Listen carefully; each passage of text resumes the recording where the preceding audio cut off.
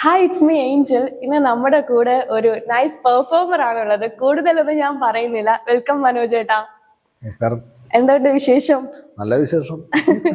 Okay, അപ്പൊ ആദ്യത്തെ ചോദ്യം, ചേട്ടൻ നാടകത്തിൽ നിന്നും സിനിമയിലേക്കുള്ള യാത്ര എങ്ങനെയായിരുന്നു? യഥാർത്ഥത്തിൽ നാടകത്തിൽ നിന്നും സിനിമയിലേക്ക് യാത്രയല്ല. നാടകം ഉണ്ടാകുമ്പോൾ പേരളി സിനിമയിലും ഞാൻ മുഖം കാണിച്ചിരുന്നു. അഭിനയിച്ചു പറയാൻ പറ്റില്ല, മുഖം കാണിച്ചിരുന്നു. ഞാൻ പറഞ്ഞ കാര്യങ്ങളാണ് ഞാനും കൂടെ പറയാം. പ്രിയന്തനൻ എന്നൊരു ഡയറക്ടർ ഉണ്ടല്ലോ, എൻ്റെ നമ്മളൊക്കെ അടുത്ത സുഹൃത്താണ്. അപ്പോൾ പ്രിയന്തൻ്റെ ആദ്യകാലത്തിലെ ഒരു 25 വർഷം മുന്നേ സിനിമകളിലൊക്കെ മുഖം കാണിക്കുക പറഞ്ഞ പരിപാടികൾ ചെയ്തിട്ടുണ്ട്. ശേഷം പിന്നെ നാടകം തന്നെയാണ് ചെയ്തത്. പിന്നീട് ഒരു സിനിമ ഓട്ടോറിക്ഷ എന്നുള്ള cinema, Sujith Vasudev director autorickshaw എന്നുള്ള സിനിമയിൽ വന്ന് ഒരു ക്യാരക്ടർ വേഷം ചെയ്തപ്പോഴാണ് സിനിമ നമുക്ക് വഴങ്ങല്ലോ എന്നൊരു ധാരണ വന്നത്. അത് സുജിത് വാസുദേവ് പറഞ്ഞൊരു വാക്കുമാണ്. നല്ല ടൈമിങ് ടാലന്റ് ഉണ്ടോ സിനിമയിൽ, എന്താ ശ്രമിക്കാത്ത അതിന്റെ ഒറ്റ വാക്കാണ് സിനിമയിൽ. ആക്ടിംഗ് കരിയറിലേക്ക് ഇൻസ്പയർ ആയിട്ടുള്ള ഒരു കാര്യം. അതെ അതെ, അങ്ങനെ ഒരു വലിയൊരു DOP ചെയ്യുന്ന ആള് ഡയറക്ടർ ചെയ്താണ് സുജിത്ത്. അങ്ങനെ പറയുമ്പോൾ നമുക്ക് തോന്നുമല്ലോ, നമുക്ക് സിനിമയിലേക്ക് ശ്രമിക്കാം തോന്നുമല്ലോ. അങ്ങനെ തുടങ്ങിയ ശ്രമമാണ്. ഓഡീഷന് പോക്കും കാര്യങ്ങളും ആയിട്ട് ഒരുപാട് ഓഡീഷൻസ് ഒക്കെ അറ്റൻഡ് ചെയ്തു. ഒരുപാട് ഓഡീഷൻ അറ്റൻഡ് ചെയ്തിട്ടുണ്ട്. ഞാൻ അതിൽ അഭിനയിച്ച എൻ്റെ സുഹൃത്തുണ്ട് CK സുനിൽ എന്നുണ്ട്. അവനോട് എന്നോടും കൂടെ പറഞ്ഞത്. പിന്നെ നമ്മൾ നിരന്തരം ഓഡീഷന് പോയി ചെറിയ ചെറിയ വേഷങ്ങൾ, ഡയലോഗിലെ വേഷങ്ങൾ 2-3 പടത്തിൽ ചെയ്തിരുന്നു. കപ്പേള, ആൻഡ്രോഡ് കുഞ്ഞപ്പൻ 2 പടത്തിൽ അങ്ങനെ ശേഷം ചെയ്തിരുന്നു. ശേഷമാണ് തിങ്കളാഴ്ച നിശ്ചയം. തിങ്കളാഴ്ച നിശ്ചയം ആ മൂവിനെ കുറിച്ച് പറയുകയാണെങ്കിൽ ഇപ്പൊ എല്ലാരും ഓർത്തിരിക്കുന്ന ഒരു ക്യാരക്ടറാണ്. ആസ് എ പെർഫോമർ ചേട്ടന് വലിയൊരു അംഗീകാരം കിട്ടിയ ഒരു സിനിമയായിരിക്കും. അത് ജീവിതത്തിന് എങ്ങനെ മാറ്റിമറിച്ചു? ജീവിതം തന്നെ മാറ്റിമറിച്ചു. ജീവിതത്തിൽ എങ്ങനെ പറയാൻ കാര്യമില്ലല്ലോ. ജീവിതം തന്നെ മാറ്റിമറിച്ചു ആ ഒരു സിനിമ എന്ന് പറയുന്നത്. അതിലെപ്പോഴും മീൻസ് ഞാൻ പലപ്പോഴും ഓർക്കാറുണ്ട്, ഞാൻ പോലും അറിയാതെയാണ് എന്നെ കൊണ്ട് ആ വേഷം, എൻ്റെ ഡയറക്ടറെ സന്ന ഹെഗ്ഡെ, രാജേഷ് മാധവൻ, എൻ്റെ DOP ചെയ്ത ശ്രീരാജ് രവീന്ദ്രൻ ചെയ്തവർ, അത് ഞാൻ പോലും അറിയാതെയാണ് എൻ്റെ ഒരു ഔട്ട്പുട്ട് അവർ എടുത്തത്. സത്യം പറഞ്ഞാൽ എനിക്കറിയില്ലായിരുന്നു എനിക്ക് ഇത്രയൊക്കെ ഔട്ട്പുട്ട് ഉണ്ട്. എനിക്കറിയില്ലായിരുന്നു ഇതെങ്ങനെയൊക്കെ ചെയ്യാൻ പറ്റും എന്ന് പറയുന്നത്. അത് അവർക്ക് തോന്നി. അവർ മാക്സിമം എടുത്ത് സ്ക്രീനിൽ കാണുന്ന സമയത്താണ് അയ്യോ ഞാൻ ഇത്രയൊക്കെ ചെയ്തിട്ടുണ്ടല്ലേ. അപ്പം നമ്മൾ കോൺഫിഡൻറ്റ് കൂടുമല്ലോ സ്വാഭാവികമായിട്ടും. അങ്ങനെയാണ് തിങ്കളാഴ്ച നിശ്ചയത്തിൻ്റെ ഒരു അവസ്ഥ. ആ സിനിമയിൽ എന്തെങ്കിലും മെമ്മറീസ് ഒക്കെ പറയാമോ? അല്ല, ആ സിനിമ പറഞ്ഞാൽ നമ്മളെ ഇന്ന് സിനിമ അഭിനയിക്കുന്ന പോലെയല്ല ആ സിനിമയിൽ. അത് വേറെ രസകരമായിട്ടുള്ള ഒരു ഇതാണ്. ഒരു ബസ്സിൽ എല്ലാവരും കൂടെ പോവുക, ഒരു സ്ഥലത്ത് ഷൂട്ട് ചെയ്യുക, വൈകിട്ട് അതേ ബസ്സിൽ തിരിച്ച് നമ്മൾ റൂമിലേക്ക് വരിക എന്ന് പറയുന്ന ഒരവസ്ഥയാണ്. അത് നല്ല എൻജോയ് ചെയ്തിട്ട് ചെയ്തൊരു സിനിമയാണ്. എൻജോയ് ചെയ്ത സിനിമയാണ് തിങ്കളാഴ്ച നിശ്ചയം. എനിക്ക് കുറച്ച് എൻജോയ്മെന്റ് കുറവായിരുന്നു. ഞാൻ കുറച്ച് അതായത് പിന്നെ ഞാൻ കുവൈത്ത് വിജയം തന്നെ ക്ലൈമാക്സ് ഒക്കെ എത്തുമ്പോൾ ഞാൻ കുവൈത്ത് വിജയം തന്നെ ഏത് സമയത്തും പെട്ടെന്ന് ചൂടാവുക അങ്ങനൊക്കെ ഉണ്ടായിരുന്നു. പക്ഷെ മീൻസ് അവർക്ക് അതിനൊക്കെ ഞാൻ അറിയാതെ അവര് അതിനൊക്കെ അനുവാദം തന്നിരുന്നത്. എനിക്ക് നേരിട്ട് തന്ന അങ്ങനെയല്ല കേട്ടോ. ഈ എൻ്റെ ഒരു എങ്ങനെയല്ലേ ട്രാൻസാവുക പറഞ്ഞ സംഭവം ഉണ്ടോ, അങ്ങനെ ആയിട്ടുണ്ട് തിങ്കളാഴ്ച. നാടകത്തിൽ നിന്നും സിനിമയിലേക്ക് വരാനായിട്ട് ആഗ്രഹിക്കുന്ന ഒരു യുവ നടന് കൊടുക്കാൻ പറ്റുന്ന ഒരു അഡ്വൈസ്? നാടകത്തിൽ നിന്നും സിനിമയിലേക്ക് വരാൻ ആഗ്രഹിക്കുന്ന നാടകം പോലെയല്ല സിനിമ. എൻ്റെ ഡിഫറെന്റ് ആണ്. നാടകത്തിൽ അഭിനയിച്ചതിനും കൂടി സിനിമയിൽ അഭിനയിക്കാൻ സാധിക്കണം ഒന്നുമില്ല. ഇനി സിനിമയിലേക്ക് വരാൻ ആഗ്രഹമുണ്ടെങ്കിൽ വളരെ ക്ഷമിച്ച് ഓഡീഷനൊക്കെ പോയിട്ട് നമുക്ക് എപ്പോഴാണ് ഒരു വേഷം കിട്ടുക, നമുക്ക് പ്രൂവ് ചെയ്ത് കഴിഞ്ഞാലും നടക്കും അല്ലെ. പ്രൂവ് ചെയ്യുന്നവരെ ഇല്ല കാലയളവ് എത്ര എന്ന് പറയാൻ പറ്റില്ല. അത്ര ക്ഷമയുണ്ടെങ്കിൽ പുതിയ വരുന്ന നടനല്ലേ ചോദിക്കുന്ന ആ നടനോട് പറഞ്ഞു അത്ര ക്ഷമിച്ച് നിൽക്കാവുന്ന ക്ഷമ വേണം. ഉണ്ടെങ്കിൽ സിനിമ കിട്ടും. ഒരു ആക്ടർ എന്നുള്ള ഒരു രീതിക്ക് ചേട്ടന്റെ വീക്ക് പോയിന്റ് എന്താ? ആക്ടർ എന്നുള്ള രീതിക്ക് ഒരു വീക്ക് പോയിന്റ് ഉണ്ടാവുമല്ലോ. ഇപ്പൊ എന്താ ഇപ്പൊ പറയാ, അഭിനയത്തിലായി കഴിഞ്ഞാൽ ഇനി അതൊന്നും കൂടി ബെറ്റർ ആക്കണം, അങ്ങനെ എന്തെങ്കിലും ഒരു കാര്യം? ഉണ്ട്. സത്യം പറഞ്ഞാൽ ഞാൻ അഭിനയിച്ചത് എനിക്ക് കണ്ടാൽ എനിക്ക് ഇഷ്ടപ്പെടില്ല. അയ്യോ അതിങ്ങനെ ചെയ്യായിരുന്നു അങ്ങനെ ചെയ്യായിരുന്നു എന്ന് അത് ഒരു പൂർണ്ണമായിട്ട് നന്നായിട്ടുണ്ട് എന്ന് എനിക്ക് എന്നെ തോന്നാറില്ല. മെയിനായിട്ട് അത് തന്നെയാണ് എനിക്ക് എന്നെ തോന്നാറില്ല. അതുകൊണ്ട് തന്നെ ഞാൻ ഈ ചിലപ്പോൾ ഡയറക്ടർ പറയും എന്താ മോണിറ്റർ നോക്ക് മനോജ് ഒരുക്ക കൂടി എടുക്കണം എന്നില്ല, മോണിറ്റർ നോക്കൂ നല്ല ഒരുക്ക കൂടെ എടുക്കാം എന്ന് ഞാൻ പറയും. കാരണം ഞാൻ പിന്നെ മോണിറ്റർ നോക്കാറില്ല. കാരണം അവർക്ക് ഓക്കെ ആണെങ്കിൽ അത് ഓക്കെ, എനിക്കത് ഓക്കെ ആവൂല. എനിക്ക് ഓക്കെ ആവണമെങ്കിൽ ആ തിയേറ്ററിൽ ഇറങ്ങിയിട്ട് നാലാൾ നന്നായിട്ടുണ്ട് കേട്ടോ എന്ന് പറഞ്ഞാൽ നന്നായിട്ടുണ്ടല്ലേ, അപ്പോഴാണ് എനിക്ക് ഓക്കെ ആവുന്നത്. ഇപ്പൊ ഞാൻ ചേട്ടന്റെ അടുത്ത് സംസാരിക്കുമ്പോഴേ ചേട്ടൻ കണ്ണൂർ സ്ലാങ്ങിലാണ് സംസാരിക്കുന്നത്, പക്ഷെ ഇടുക്കി സ്ലാങ്ങിലും സിനിമ ചെയ്തിട്ടുണ്ട്. അപ്പൊ അതിനുവേണ്ടി എന്തൊക്കെ എഫേർട്ട് എടുത്തിട്ടുണ്ട്? അതിനുവേണ്ടി ഡയറക്ടർ അജയ് വാസുദേവ് നല്ല എഫേർട്ട് എടുത്തിട്ടുണ്ട്. എന്നാലും ആ സിനിമയിൽ കുറച്ച് കണ്ണൂർ സ്ലാങ് ഒക്കെ വന്നിട്ടുണ്ട്. അത് സിനിമ കണ്ടാൽ എങ്ങനെ അറിയാം. ഇടുക്കി ഭാഷ പറയാൻ മാക്സിമം ശ്രമിച്ചിട്ടുണ്ട്. എന്നാലും സൂക്ഷ്മമായിട്ട് നോക്കിക്കഴിഞ്ഞാൽ അത് കുറച്ച് കണ്ണൂർ ഭാഷയൊക്കെ വന്നിട്ടുണ്ട്. അറിയാം, എനിക്കറിയാം. പൂർണ്ണമായിട്ടും ഇടുക്കി ഭാഷ പറഞ്ഞു എന്ന് ഞാൻ അവകാശപ്പെടില്ല, അവകാശപ്പെടാൻ പറ്റില്ല. അല്ല അത് വരും ചില എമോഷൻ സീൻ വരുന്ന സമയത്ത് നമുക്ക് മറ്റൊന്ന് പിടിക്കാൻ ബുദ്ധിമുട്ടാവും. പിന്നെ അത് പിടിക്കാൻ ബുദ്ധിമുട്ടില്ലാത്ത മമ്മൂക്കേനെ പോലത്തെ ആളല്ലാവണം. ഒരിക്കലും പറ്റില്ല. അല്ല ഇപ്പൊ തൽക്കാലം അത് പറ്റില്ല എന്ന് എനിക്ക് പറയാൻ പറ്റും. ഒരിക്കലും പറ്റില്ല എന്ന് ഒരിക്കലും പറയാൻ പറ്റില്ലല്ലോ. സുമതി വളവിന്റെ വിശേഷങ്ങൾ എന്തൊക്കെയാണ്? സുമതി വളവ് എനിക്ക് ടോട്ടൽ 30 ദിവസത്തെ ഷൂട്ടിംഗ് ആണ് ഉണ്ടായത്. 35 ദിവസം ഞാൻ ലൊക്കേഷനിൽ ഉണ്ടായിരുന്നു. അതിൽ എനിക്കിന്ന് ഷൂട്ടിൽ ഇല്ലെങ്കിലും ഞാൻ സെറ്റിൽ പോകും. ഞാൻ എന്നല്ല, അതിലാരും സെറ്റിൽ വരും. ആരും കേരളത്തിലേക്ക് പോയി ഇരിക്കും ഒന്നുമില്ല. നമ്മൾ ഇരിക്കും. അർജുന അശോകൻ, ബാലു വർഗീസ്, റാഫി എല്ലാരും ആണല്ലേ. മെയിനായിട്ട് അവിടെ ഇരുന്ന് ഡയലോഗ്, അടുത്ത സീനാണെങ്കിൽ ഡയലോഗൊക്കെ പറയാം. രണ്ടാമത് പറഞ്ഞാൽ യൂനോ കളിക്കുക. അങ്ങനെ നല്ല എൻജോയ് ചെയ്തിട്ടാണ് ആ സിനിമ ചെയ്തത്. ചില ഷോട്ടെല്ലാം വരുമ്പോൾ യൂനോ കളിച്ച് പകുതിയായിട്ടുണ്ടാവും. നിങ്ങൾ അർജുൻ ഒരു മിനിറ്റ് തീരട്ടെ വർക്ക് ചെയ്ത ഒരു സിനിമയാണ് സുമതി വളവ്. അപ്പൊ എല്ലാരും ഇടയ്ക്ക് കൂടാറുണ്ടോ, വിളിക്കാറൊക്കെ ഉണ്ടോ? വിളിക്കാറ് വല്ലപ്പോഴും. പിന്നെ എല്ലാരും തിരക്കിലായിരിക്കൂലേ. അപ്പം അവര് എന്നെ വിളിക്കാത്തത് ഞാൻ തിരക്കാണെന്ന് വിചാരിച്ചു, ഞാൻ അവരെ വിളിക്കാത്ത അവര് തിരക്കാണെന്ന് വിചാരിച്ചിട്ട് അതിങ്ങനെ ശല്യപ്പെടുത്തുന്നുണ്ടല്ലോ. മെസ്സേജുകളൊക്കെ ഇടയ്ക്ക് അയക്കാറുണ്ട്.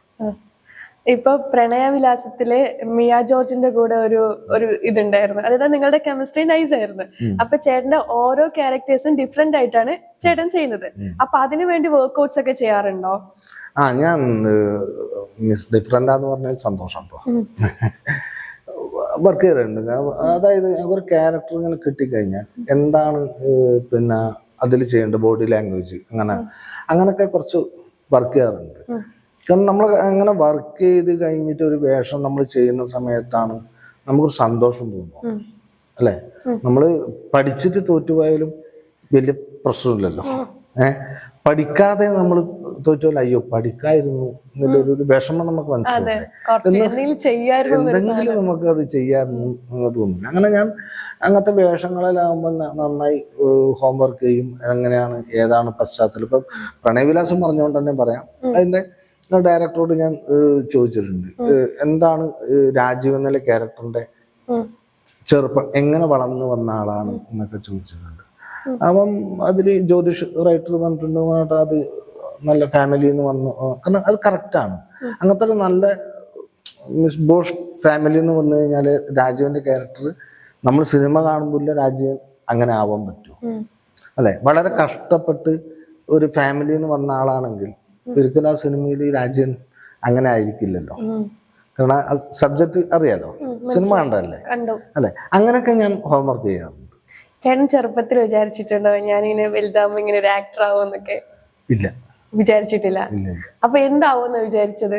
ഞാൻ അങ്ങനെ പറയാൻ പറ്റില്ല. ഞാൻ ആഗ്രഹം ഉണ്ടായിരുന്നു, എനിക്ക് മിലിറ്ററി പോകണം എന്നുള്ള ആഗ്രഹം ഉണ്ടായിരുന്നു. പക്ഷെ അത് സാധിച്ചില്ല. ഇനി മിലിറ്ററി ഓഫീസറായിട്ട് അഭിനയിക്കാലോ. അഭിനയിക്കാം. ആഗ്രഹം ഉണ്ടായിരുന്നു. ആഗ്രഹമുള്ള സാധനമില്ല. സ്കൂൾ പഠിക്കുന്ന കാലത്ത് മിലിറ്ററിയിൽ ചേരണം എന്നുള്ള ആഗ്രഹം ഉണ്ടായിരുന്നു. അത് സാധിച്ചില്ല. എന്തുകൊണ്ടോ അത് സാധിച്ചില്ല. പിന്നെ എനിക്ക് അങ്ങനത്തെ സിനിമയിൽ ആഗ്രഹം ഉണ്ടോ ചോദിച്ചാൽ ആർക്കും സിനിമയിൽ അഭിനയിക്കാൻ ആഗ്രഹം ഉണ്ടാവുമല്ലോ. അതുപോലെ എനിക്കും ആഗ്രഹം ഉണ്ടായിരുന്നു. അതിന്റെ അപ്പുറത്തേക്കൂടെ ഒരു, കാരണം നമ്മൾ ആഗ്രഹിച്ചിട്ട് കാര്യമില്ലല്ലോ, അവിടെ എത്തിപ്പെടാൻ പറ്റൂലല്ലോ. അല്ലേ? നമ്മൾ ആഗ്രഹിച്ചിട്ട് എന്ത് വേണം, എത്തിപ്പെടാൻ പറ്റില്ലല്ലോ. അപ്പം ഇത് പല നടന്മാരുടെ ഇന്റർവ്യൂവിലും ഒക്കെ, ജോജിയുടെ ഇന്റർവ്യൂവിലും ഞാൻ അങ്ങനെ കാണുന്ന സമയത്ത് ജോജി പറഞ്ഞിട്ടുണ്ട്, എൻ്റെ ധാരണ നടന്മാരെ കാണുമോ അവൻ്റെ സിനിമയിൽ അഭിനയിക്കണമെങ്കിൽ എന്ന് ജോജി പറഞ്ഞു. യഥാർത്ഥത്തിൽ നമ്മളങ്ങനെ വിചാരിച്ചിട്ടുണ്ട്. അപ്പൊ ഞാനത് ശരിയാണല്ലോ, ഞാനിങ്ങനെ വിചാരിച്ചിട്ടുണ്ടല്ലോ. കാരണം ജോജു ശ്രമിച്ചു, ഞാൻ ജോജിന്റെ കേസ് പറഞ്ഞല്ല, ഞാൻ ശ്രമിച്ചിട്ട് കാര്യമില്ല കൊണ്ടാണ് ശ്രമിക്കാതിരുന്നത്. ആഗ്രഹമൊക്കെ ഉണ്ടായിരുന്നു, മുമ്പേ സിനിമയിൽ അഭിനയിക്കുന്ന ആഗ്രഹം ഉണ്ടായിരുന്നു. അതെല്ലാവർക്കും ഉണ്ടാവുമല്ലേ, 90% ആൾക്കാർക്കും ഉണ്ടാവുമല്ലോ. അതുപോലെ ഒരു ചെറിയ ആഗ്രഹം എനിക്ക് ഉണ്ടായിരുന്നു, അത്രേ ഉള്ളൂ. ഒരിക്കലും ഇതിൽ എത്തിപ്പെടുമെന്ന് ഞാൻ വിചാരിച്ചില്ല. എന്നിട്ട് ചേട്ടൻ എങ്ങനെയാണ് സിനിമയിൽ എത്തിപ്പെട്ടത്? അല്ല, സിനിമയിൽ എത്തിപ്പെട്ടാണ് ഞാൻ ആദ്യം പറഞ്ഞത്. അതായത് സിനിമയില് ഞാൻ ആദ്യം ഡയലോഗ് ഇല്ലാത്ത, ഇപ്പം നെയ്ത്തുകാരൻ, അതെല്ലാം 25 വർഷത്തിന് മുകളിലായിട്ടോ സിനിമ. പുലിജന്മം നമ്മളെ മുരളി സാറിന് ദേശീയ അവാർഡ് കിട്ടിയ സിനിമയാണ്. അതിലൊക്കെ ഞാൻ ഉണ്ടായിരുന്നു. അതായത് പുലിജന്മത്തില് ഒരു നാടക ട്രൂപ്പിന്റെ ഒരു ചിമ്മാനം കളി എന്ന് പറയും. അപ്പൊ നമ്മള് ക്ലബിന്റെ നാടകം, മുരളി സാറും ഉണ്ടായിരുന്നു. ചിമ്മാനം കളിക്കുന്ന അതെല്ലായിട്ട് പിന്നെ ആ ക്ലബിൽ നിന്ന് ആ ക്യാരക്ടർ ഒഴിവാക്കുന്നു. അപ്പൊ നമ്മള് ഡയലോഗൊന്നുമില്ല, അങ്ങനെ അവിടെ ഇവിടെ ഒക്കെ ഉണ്ടായിരുന്നു എന്ന് പറയാം. അപ്പോഴൊന്നും സിനിമയിൽ നമുക്ക് ഒരു ഡയലോഗ് പറയാൻ സാധിക്കുമെന്ന് വിചാരിച്ചതേ ഇല്ല. ഞാനതാ നേരത്തെ പറഞ്ഞത്, ഓട്ടോറിക്ഷ സിനിമയോട് കൂടിയാണ് അത് തീരുമാനിക്കുന്നത്. അതിലൊരു ക്യാരക്ടർ ഓട്ടോറിക്ഷ സിനിമയിലോട്ട് എത്തിയത് നമ്മള് ഗസാക്കിന്റെ ഇതിഹാസം എന്നുള്ള നാടകം ഉണ്ട്. ഞാനതിൽ 3 വേഷം ചെയ്യുന്നുണ്ട്. ആ നാടകം കളിച്ചുകൊണ്ടിരിക്കുന്ന സമയത്ത് തൃശ്ശൂരിലെ ഒരു ലൈറ്റിൽ സഹായിക്കുന്ന സുജിത്ത് എന്നുള്ള പേര്, കണ്ണെന്ന വിളിക്കുക. കണ്ണൻ എന്ന് പറഞ്ഞു, ഇങ്ങനത്തെ ഒരു ഓഡീഷൻ നടക്കുന്നുണ്ട് ഒരു സിനിമേന്റെ, അപ്പം എല്ലാവരും വരണം. അപ്പം ശരിക്കും നമ്മളെ നാട്ടിലാണ് ഓഡീഷൻ നടക്കുന്നത്, നമ്മളെ പയ്യന്നൂര് ആണ് നടക്കുന്നത്. ഫസ്റ്റ് ദിവസം ഞാൻ പോയപ്പം ഒരുപാട് ആൾക്കാർ, 1000-800 പേര്, രാവിലെയൊക്കെ പൂരിപ്പിച്ചാൽ വൈകിട്ടാണ് ഓഡീഷന് കയറുന്നത്. ഈ ഓഡീഷൻ എന്താണെന്ന് അറിയില്ല കേട്ടോ, എന്താ അവിടെ പോയി ചെയ്യേണ്ടതെന്നും അറിയില്ല. അതൊക്കെ കണ്ണോട് പറഞ്ഞു, നമ്മൾ വരുന്നില്ല, എന്താണ് നമ്മൾ അങ്ങോട്ട് വന്നാൽ മതി, അങ്ങനെ ഇങ്ങനെയൊക്കെ പറഞ്ഞു. അങ്ങനെ അന്ന് ഒഴിവാക്കിയിട്ട് പോയപ്പോ രാത്രി ജസ്റ്റ് അവിടെ പോയതാ. അപ്പം കണ്ണൻ ചോദിച്ചു, അന്ത് വരാൻ ചെയ്യുന്നു, നമ്മൾ ഒരുപാട് തിരക്കുണ്ട് അവിടെ, വന്നിട്ട് എന്താക്കാന്നാ പറഞ്ഞു. നിങ്ങൾ വാ എന്നുണ്ട്. അങ്ങനെ പിറ്റേന്ന് പോയപ്പോ രാവിലെ പൂരിപ്പിച്ചത് ഉച്ചക്ക് നമ്മൾ പിടിച്ചു. അങ്ങനെ ഒരു ഓഡീഷൻ നടത്തി. ഓഡീഷൻ എന്താണെന്ന് അറിയില്ല. നമ്മൾ പോകുമ്പോൾ 3 പേര് അവിടെ ഇരിക്കുന്നുണ്ട്, മഞ്ജു പിള്ള, വേറെ 2 പേര് ഇരിക്കുന്നുണ്ട്. ഇത് കണക്കത്തെ ഒരു വേദിയിൽ നമ്മളോട് ഒരു വിഷയം തന്നിട്ട് അത് നിങ്ങളെങ്ങനെ അഭിനയിക്കുന്നുണ്ട്. അപ്പൊ വിഷയം കിട്ടുന്ന സമയത്ത് നമ്മൾ സാധാരണ പോലെ അഭിനയിച്ചു. അങ്ങനെ സെലക്ഷൻ കിട്ടി. അതിൽ നാസർ എന്നുള്ള ക്യാരക്ടർ ചെയ്തു, ഡയലോഗ് ഉണ്ട്, ഒരു ഓട്ടോറിക്ഷക്കാരനായിട്ട്. അതിന്റെ ഡബിങ് വന്നപ്പോഴാണ് സുഹിത് വാസുദേവ് ഈ കാര്യം പറഞ്ഞത്. അപ്പോഴാണ് മനസ്സിൽ ലഡുപൊട്ടി എന്നാലും പറയും. അപ്പം അങ്ങനെ ഉണ്ടല്ലോ, അങ്ങനത്തെ ഒരാള് അല്ലേ പറയുന്നത്. അങ്ങനെ എന്നാ സിനിമക്ക് വേണ്ടി ശ്രമിക്കാം എന്ന് തീരുമാനിച്ചു. കലകളുടെ നാടാണല്ലോ കണ്ണൂര്. അപ്പൊ ചേട്ടന് അതിനെ കുറിച്ചൊക്കെ ഒരു അറിയായിരിക്കും. അപ്പൊ അത് അഭിനയത്തിൽ എപ്പോഴെങ്കിലും ഹെൽപ്ഫുൾ ആയിട്ടുണ്ടോ? പിന്നെ നമ്മളെ നാട് അന്നൂർ എന്ന പയ്യന്നൂരിനടുത്ത് അന്നൂർ എന്ന ഗ്രാമമാണ് നമ്മളെ നാട്. എൻ്റെ ചെറുപ്പത്തിൽ ഗ്രാമം, ഇപ്പൊ കുറെ ടൗൺ ആയി. അവിടെ നാടകം കളിക്കാത്ത ഒരാളും ഉണ്ടാവില്ല. എൻ്റെ ചെറുപ്പത്തിൽ എൻ്റെ അറിവ് തൊട്ട് തന്നെ രാവിലെ നമ്മളെ തറവാടിൽ എഴുന്നേറ്റ് വരുമ്പോൾ എൻ്റെ ചേട്ടൻ പയ്യന്നൂർ മുള്ളി എന്നാ ചേട്ടന്റെ പേര്. ഇപ്പൊ സീരിയലിലാണ് കേൾക്കുന്നത്, പ്രൊഫഷണൽ നടത്തിലുണ്ടായിരുന്നു. ചേട്ടന്റെ നാടക റിഹേഴ്സൽ കണ്ടുകൊണ്ടാണ് ഞാൻ എഴുന്നേക്കുന്നത് തന്നെ. ഒരു 2ാം ക്ലാസ്സിൽ 3ാം ക്ലാസ്സിലൊക്കെ പഠിക്കുമ്പോൾ എഴുന്നേക്കുന്നത് എങ്ങനെയാണ്. പിന്നെ സ്കൂളിൽ പോകുന്ന സമയത്ത് അവിടെ ധന്യ തിയേറ്റേഴ്സ്, രവിവർമ്മ കലാനിലയം, ഇവിടെയൊക്കെ നാടക റിഹേഴ്സലുകളാണ് നടക്കുന്നത്. അപ്പോൾ സ്കൂൾ ബെല്ലടിക്കുന്നവർ ഇത് കാണുക, സ്കൂളിൽ പോവുക, വൈകിട്ട് തിരിച്ചു വന്നിട്ട് ഇത് കാണുക, അങ്ങനെ അങ്ങനെ വളർന്നു വന്ന ആളാണ്. അപ്പോഴൊന്നും നമുക്ക് വലുതായി കഴിഞ്ഞാൽ നാടകത്തിൽ നിൽക്കാം എന്നേ വിചാരിച്ചുള്ളൂ. അപ്പൊ ഒരു 999 നമ്മൾ തന്നെ ഒരു ഗ്രാമസംഘം എന്ന് പറഞ്ഞ ഒരു സമിതി ഉണ്ടായിരുന്നു. ഒരു ഫൈൻ ആർട്ട് സൊസൈറ്റി ഒക്കെ നമ്മൾ നടത്തുന്ന, നമ്മൾ നാടകം എടുക്കാൻ തീരുമാനിക്കുകയും അത് അന്നൂരിലെ CK ബാബു പറഞ്ഞ ആളെ ഡയറക്ടറെ ഞാൻ ഏൽപ്പിക്കുകയും അതിൽ CK ബാബു പറഞ്ഞു നീ ലൈറ്റ് ചെയ്തോ എന്ന് പറഞ്ഞു. അങ്ങനെ CK ബാബുവിനാണ് എന്നെ നാടകത്തിലേക്ക് ആദ്യമായിട്ട് എൻ്റർ ചെയ്യുന്നത്. ഞാൻ യഥാർത്ഥത്തിൽ നാടകത്തിൽ അഭിനയിക്കുകയല്ല ചെയ്യുന്നത്, ഞാൻ എൻ്റെ ടെക്നീഷ്യനായിട്ടാണ് കയറിയത്. ലൈറ്റ് ചെയ്യുക, പിന്നെ ലൈറ്റ് ഡിസൈൻ ചെയ്യുക, അതിനെക്കുറിച്ച് പഠിച്ചു, ലൈറ്റ് ഡിസൈൻ ചെയ്യുക, ഇങ്ങനെയാണ് ഞാൻ ചെയ്തത്. അതിന് ഒരു പ്രത്യേക ഘട്ടത്തിൽ ഒരു നാടകം നിർബന്ധമായിട്ട് എനിക്ക് അഭിനയിക്കേണ്ടി വന്നതാണ്. നിർബന്ധമായിട്ട് എനിക്ക് അഭിനയിക്കേണ്ടി വന്നതാണ് ഒരു നാടകത്തിൽ. സാമുൽ ബക്കറ്റിന്റെ വെയിറ്റ് ഫോർ ഗോദോയെ കാത്തു പറഞ്ഞ നാടകമുണ്ട്. അതിൽ 4 പേരാണ് ഉള്ളത്. അപ്പം നമ്മൾ 3 സുഹൃത്തുക്കൾ കൂടിയാണ് ആ നാടകം സംഘടിപ്പിക്കാൻ തീരുമാനിച്ചത്. അങ്ങനെ ഡ്രാമ സ്കൂളിന് പിരിഞ്ഞ ഒരു SNUലിനെ കൊണ്ട് ഡയറക്റ്റ് ചെയ്യാൻ തീരുമാനിക്കുകയും എൻ്റെ സുഹൃത്ത് CK സുനിൽ, മറ്റൊരു സുഹൃത്ത് രാജേഷ് അത് അഭിനയിക്കുകയും, കാരണം ഒരു 1.5 മണിക്കൂറൊക്കെ അത്രയും ചെയ്യാനുണ്ടത്. 1.25 മണിക്കൂറാണ് നാടകം. അത് ഉത്തരമേഖല അമേച്ചൂർ നാടകം മത്സരത്തിന് കളിക്കേണ്ട ഒരു 6 ദിവസം മുന്നേ ഈ രാജേഷ് എന്ന് പറഞ്ഞാൽ ഒരു പനി വന്ന് ചിക്കൻ ബോക്സ് വന്നിട്ട് പിന്നെ കളിക്കാൻ പറ്റില്ലല്ലോ. അപ്പൊ സുനിൽ പറഞ്ഞ എൻ്റെ സുഹൃത്ത് ഒന്ന് ഈ വേഷം നീ അഭിനയിക്കുന്നു. ഞാൻ എന്നെ കൊണ്ടാവില്ല, കാരണം 1.5 പേജ് ഡയലോഗല്ല പറയേണ്ടത്, ഞാൻ നിർബന്ധമായിട്ട് അഭിനയിക്കുന്നു. അങ്ങനെ നിർബന്ധത്തിന് വഴങ്ങിയിട്ട് ഞാൻ ആദ്യമായിട്ട് അഭിനയിക്കുകയും ഉത്തരമേഖല അമേച്ചൂർ നാടക മത്സരത്തിന് ഏറ്റവും നല്ല നടന്റെ സമ്മാനം എനിക്ക് കിട്ടിയത് കൂടെ ഞാൻ നാടകത്തിൽ അത്രയൊന്നും അഭിനയിച്ചില്ല. ഒരു 4-5 നാടകത്തിൽ ഞാൻ അഭിനയിച്ചുള്ളൂ. പക്ഷെ ഒരു 300-400ഓളം നാടകത്തിൽ ഞാൻ ലൈറ്റ് ഡിസൈൻ ലൈറ്റ് ചെയ്തിട്ടുമുണ്ട്. ഞാൻ പേഴ്സണൽ ആയിട്ടുള്ള ഒരു ഡൗട്ട് ചോദിക്കുകയാണ്. ഇപ്പൊ നാടകത്തിനെ കുറിച്ച് സംസാരിച്ചതുകൊണ്ട് ഈ 1.5 മണിക്കൂർ നമ്മള് അത് ചെയ്യുമ്പോഴത്തേക്ക് ഡയലോഗ് കയ്യിന്ന് പോയാൽ എന്ത് ചെയ്യും? അതെങ്ങനെ ഹാൻഡിൽ ചെയ്യും? കയ്യിന്ന് പോവരുത് അല്ലേ? കയ്യിന്ന് പോവില്ല.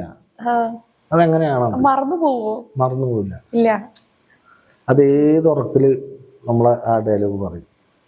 മറന്നു പോവില്ല വെച്ചാൽ നമ്മൾ ആ വേഷം കെട്ടി, കാരണം ഇത് ആ സ്റ്റേജിലങ്ങ് വന്നു കഴിഞ്ഞാൽ ആ ഡയലോഗ് എവിടെന്നാ വരുന്നത് അറിയില്ല, ആ ഡയലോഗ് ഇങ്ങനെ വന്നുകൊണ്ടേയിരിക്കും.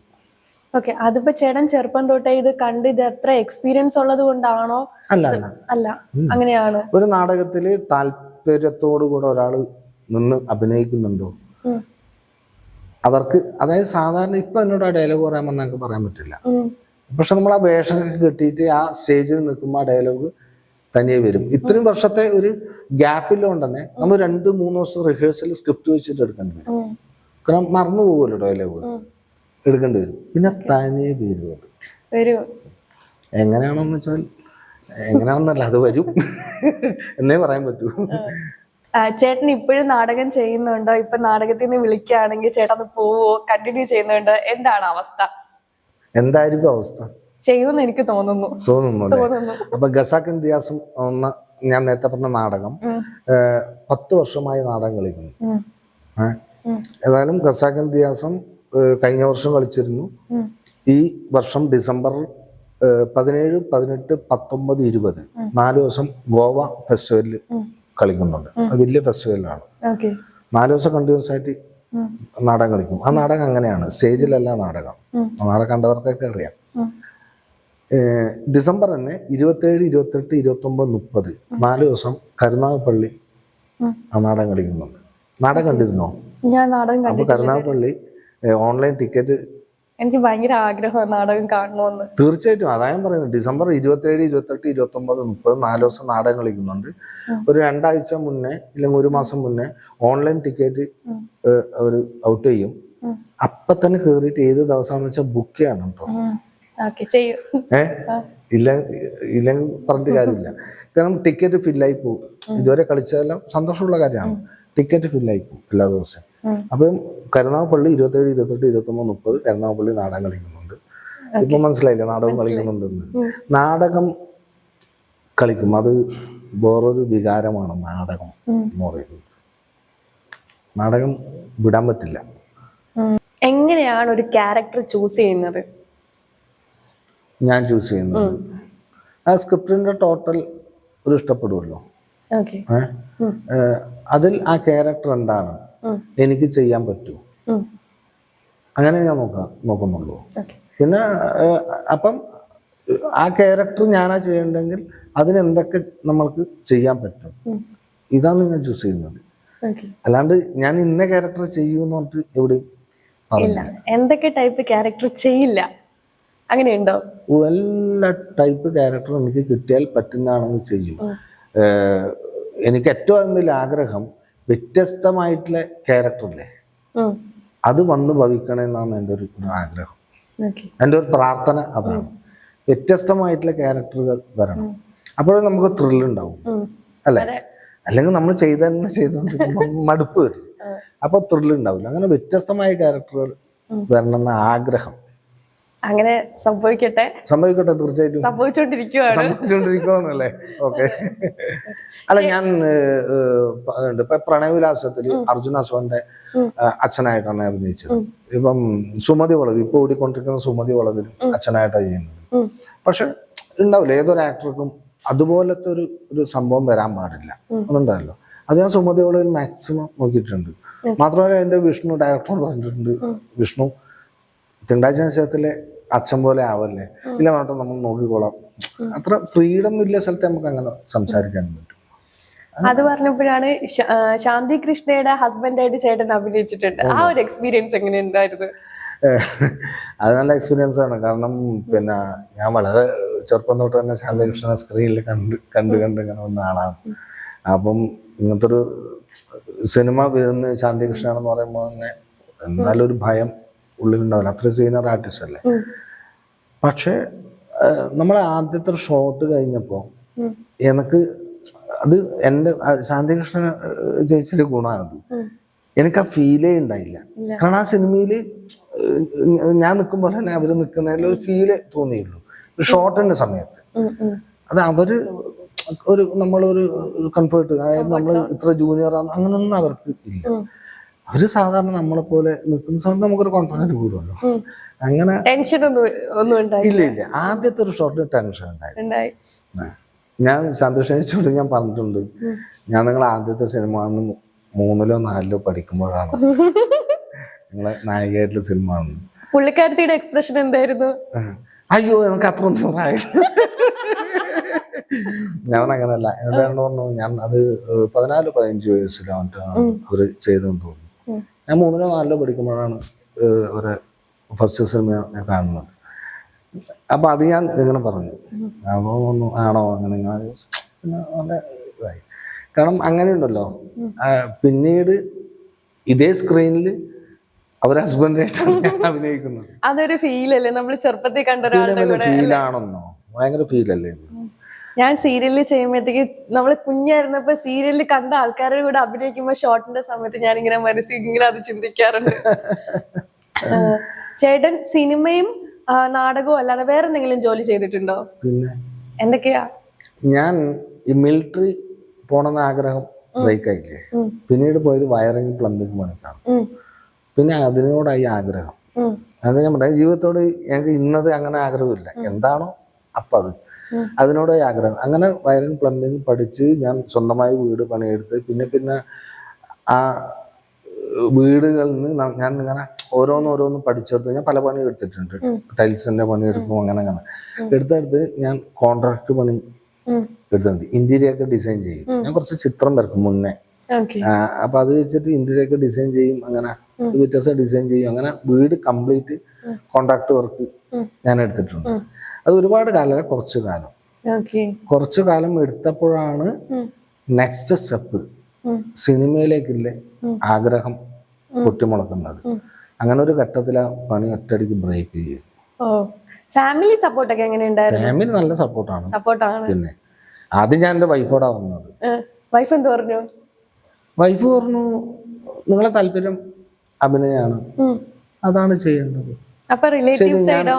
റിലേറ്റീവ് സൈഡൊക്കെ റിലേറ്റീവ് സൈഡ് ഞാൻ വേറെ ആരും പിന്നെ ഒരു ആളോടും കൂടെ ചോദിച്ചുള്ളൂ. എന്റെ സുഹൃത്തോട് ഈ പറഞ്ഞ CK ഉണ്ടല്ലോ, അവനോട് ചോദിച്ചുള്ളൂ. അവൻ പറഞ്ഞു വെച്ചാല് നിന്റെ തീരുമാനങ്ങൾ മുമ്പേ അങ്ങനെയാണ്, നിന്നോട് ഇനി വേണ്ട പറഞ്ഞിട്ടും കാര്യമൊന്നുമില്ല, നീ തീരുമാനിച്ച കേസാണ്. അപ്പം പക്ഷെ ആ തീരുമാനം എടുത്തിട്ടും അപ്പൊ തന്നെ പിറ്റേന്ന് കട്ട് ചെയ്തല്ല, അവിടുന്ന് ഞാൻ ഒരു 8 മാസത്തോളം 9 മാസത്തോളം പണിയെടുത്തിരുന്നു. കാരണം അങ്ങനെ ഇല്ലേ, നമ്മള് സിനിമയിൽ പോയിട്ട് ഒന്നായാലും 0 യിലത്തേക്കല്ലേ നമ്മൾ പോകുന്നത്.